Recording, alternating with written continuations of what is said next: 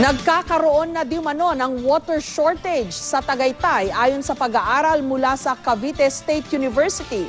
Ang dahilan ng kakulangan sa tubig batay sa pag-aaral, ang patuloy na urbanisasyon at pagtatayo ng mga gusali para sa turismo. Ayon sa lokal na pamahalaan, mahigpit nilang ipinatutupad ang zoning ordinance para maiwasan ang overdevelopment at congestion sa lugar. Si Mariz Umali on assignment. Sa mga mahilig sa road trip, isa sa mga paboritong pasyalan ng mga lagalag ang Tagaytay. Malamig ang klima, maganda ang tanawin, at isa sa mga binabalik-balikan ng mga dayo ang kanilang special bulalo. Ang bulalo namin ay pinipreserve namin talaga yung pinakalasa ng baka. Sa dami ng turistang bumibisita, di raw maiwasan na maubusan ng ilang pangunahing pangangailangan gaya ng tubig. Kanya-kanyang ipon tuloy ng tubig sa mga restaurant. Binibigyan ng local na government yung mga oras na lang ng pagdating ng rasyon ng tubig. Pinaghahandaan na namin, kaya nag-i-stock na kami ng tubig. Ayon sa pag-aaral ng Cavite State University, ang ugat daw ng problema sa tubig sa Tagaytay, turismo at urbanisasyon. Kung ikay tourism, influx yan ng mga tao. So ibig sabihin, you'd be increasing your population year in, year out. You need more water. Go to Tagaytay, you eat, you need more water. Nakatulong ito in terms of economy. Nakatulong din ito dahil sa mga ito dumadami yung tourist na umaakyat sa Tagaytay. And in return, dumadami din yung income. Batay sa tala ng Tagaytay Tourism Office, dumoble ang bilang ng mga turista noong 2014 kumpara sa nakalipas na 5 taon.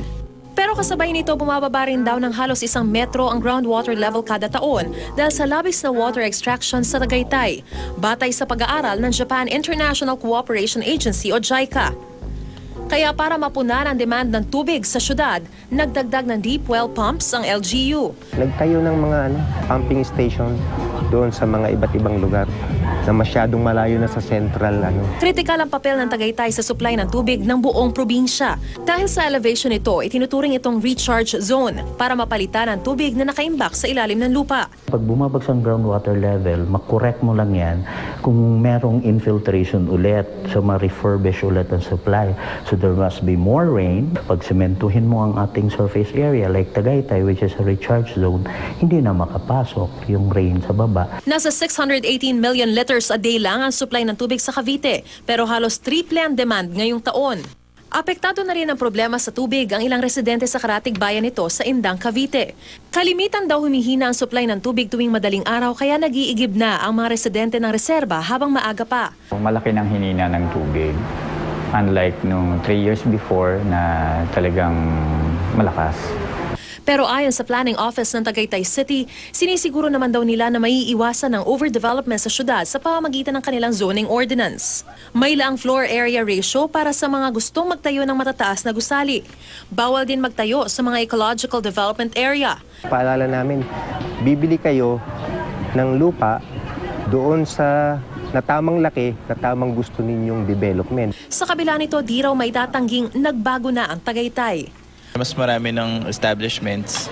Tapos more and more, parang nagmumukha na siyang Manila. Medyo madami ng tao at mainit na rin actually.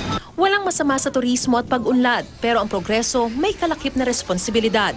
Kung pababayaan natin ito, baka ang Tagaytay na binabalik-balikan natin ngayon, maging alaala na lang sa mga susunod na henerasyon. Development should be within the limiting capacity or carrying capacity of the ecosystem. Ako si Mariz Umali at ito ang aking assignment.